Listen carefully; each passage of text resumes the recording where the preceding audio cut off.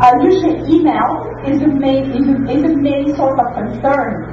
That has resulted in loss of ability to make decisions, to process information, and to prioritize tasks. So you see lots and lots of hits that have to do with basically productivity in organizations. You have to go really down in order to find something a bit more societal about that. So when I go back to my field, information science, thinking about the nature of information, which is what Donna asked me to think about, is not new. We've been thinking about the nature of information for a long, long time. And there's usually two kind of two complementary definitions of information that we've been having for as long as our field has been around. And that's information as a thing versus information as a process. Information as a thing used to be data and bits, things that are tangible enough that you can just process it and put it in a database and do things, crunch them. And then information as a process was more about the process of becoming informed, which is something that really happens in the head of people. And in this case, it's really very subjective. It really means that something that is informational to me may not be to you, because of context, because of the timeliness of the information when you need it, because of a number of contextual factors. So relevance, credibility, timeliness are all factors that actually really make something informational for somebody but not for another. What counts as information now? If you are an Apple user, you know perhaps of this new app called Evernote. And Evernote is something you can use on your iPhone, on your computer, on the web, and it allows you basically to make digital notes on the go. So you can basically snap pictures of particular hotels or particular even record voice memos.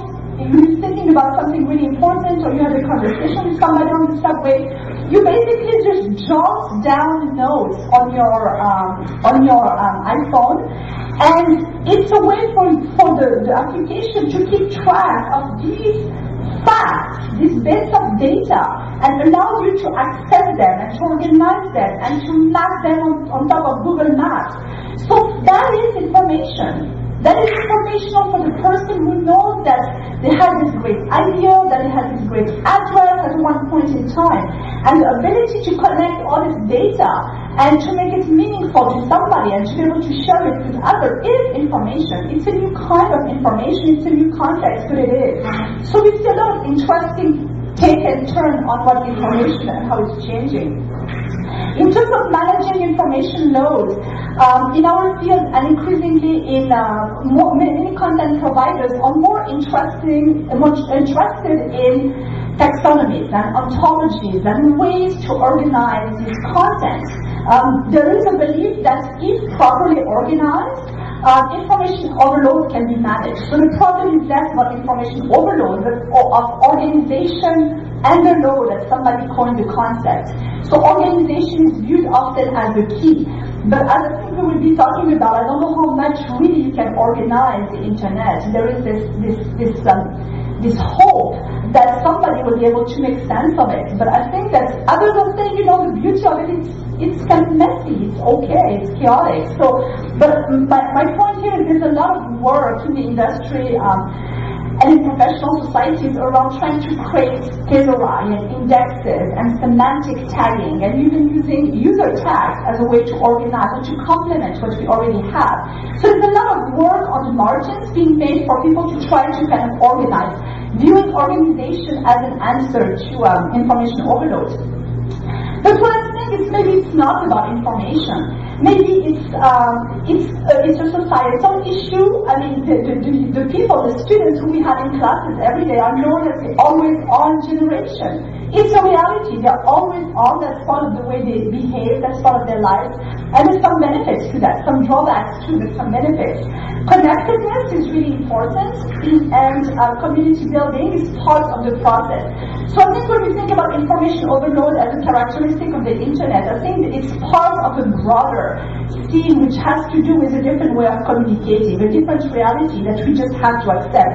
And I think Wendy, you were talking about generational differences later on, which I think would be interesting to talk about. One of my PhD students did a work on mobile phone practices of youth, and one of her findings, which we found exciting because it's not our generation, obviously, is the kind of rituals around sharing cell phone numbers.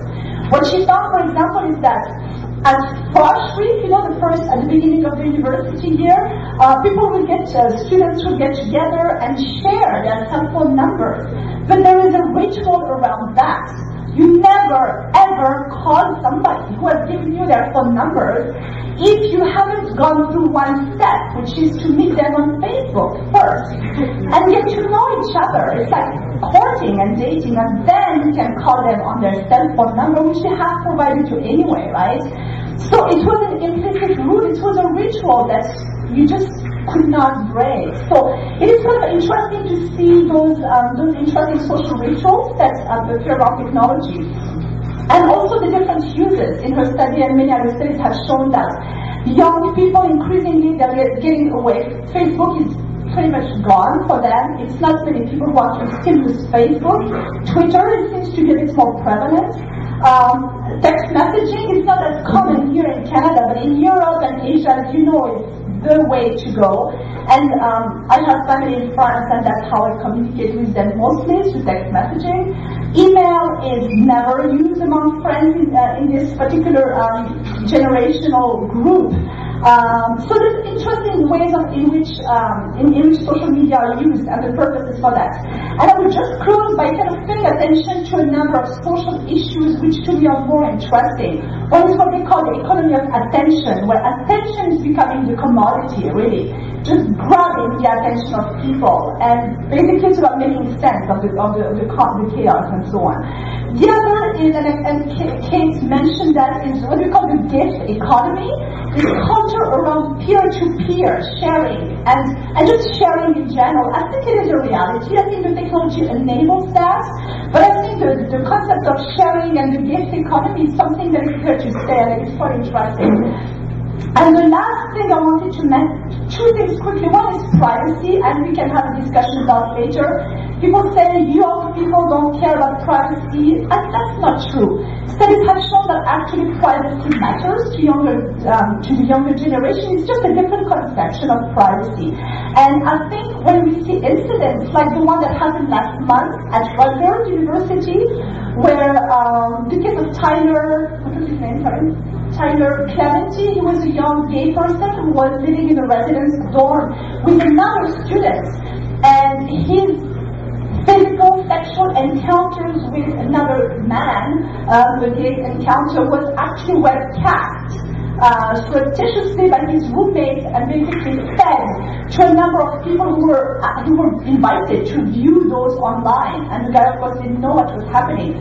And that led to that students basically committing suicide and jumping off a bridge.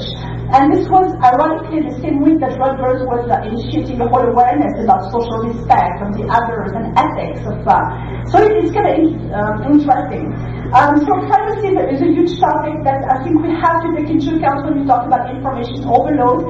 And I will just close with literacy. There are different kinds of literacies that are needed: information literacy and technology literacies, which I think my question is, whose responsibility is it at the end of the day? The parents, society, the providers, who is it? But I think literacy is hard to do in this context, but I think could be an interesting way to think about that. So, thank you.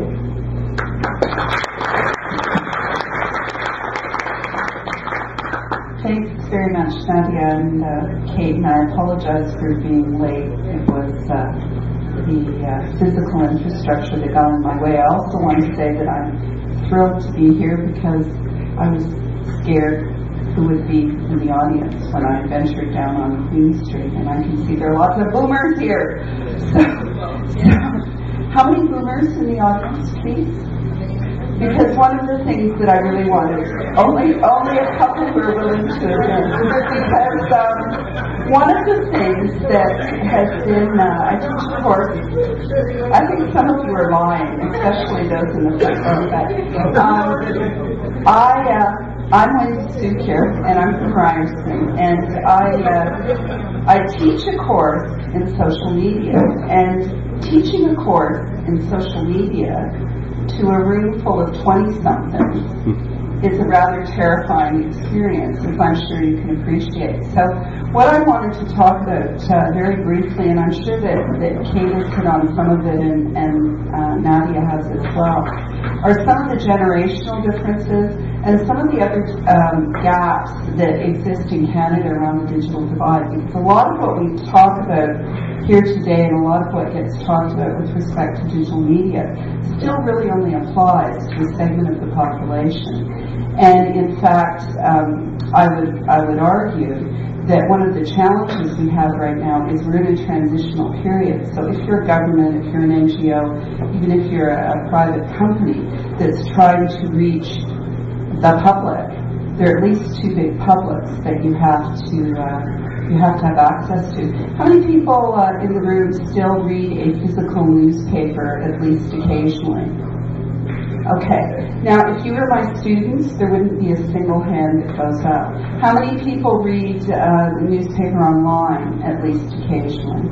And that's what we have, is I think we have a transition. Because what you'll find is that with most of the 20-somethings, A, they're less interested in conventional news generally, but B, you could easily have a class of 60 students who never, ever, ever would read a physical newspaper, would get all of their news online, either through the online versions of conventional newspapers, online versions of broadcast television, because a lot of them don't actually sit down and watch television in the ways most of my contemporaries do, or they will rely on alternative forms of news like blogging and so on. So what we're seeing right now, I would say, is a transition where, you know, as the Associate Dean of Business School, I have to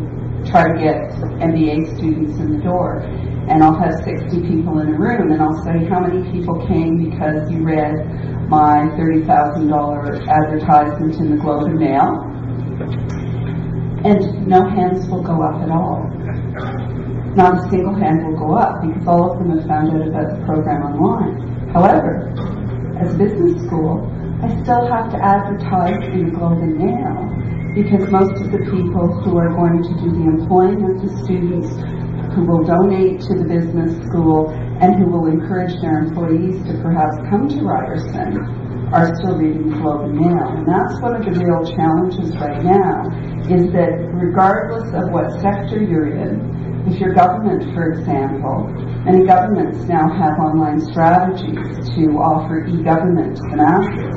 That's great, but it only serves half or less of the population, and you still have to be prepared to offer all your conventional face-to-face kinds of support. So there is a digital divide based on largely generations, and what that means is that service providers, educators, and so on almost have to double up in terms of what they're doing. The other thing that I think is important to keep in mind is we do talk about information overload, and certainly with my 350 emails a day, and what I was adding up before I came here, I have to check 8 different places to see who's trying to reach me on a daily basis, because I'm not particularly well organized. My daughter, on the other hand, relies on only 2 or 3, and when I say I send her an email, she says, too bad, I don't read it. So that's one of the ways many people are coping with information overload. They simply stop reading or tune out. I think the other thing that is becoming, more and more apparent is because of the digital divide, while some people have information overload, some people have information underload. And if you look at access, even to high-speed internet within Canada, there are huge gaps based not just on generational choice and preferences, but based on geography. Many communities in the north barely have telephone service, let alone high-speed internet, where there are communities in the north where access to emergency radio services are still a real challenge, and that has profound impacts on social and economic integration. we have a huge gap based on economics. And one of the things that I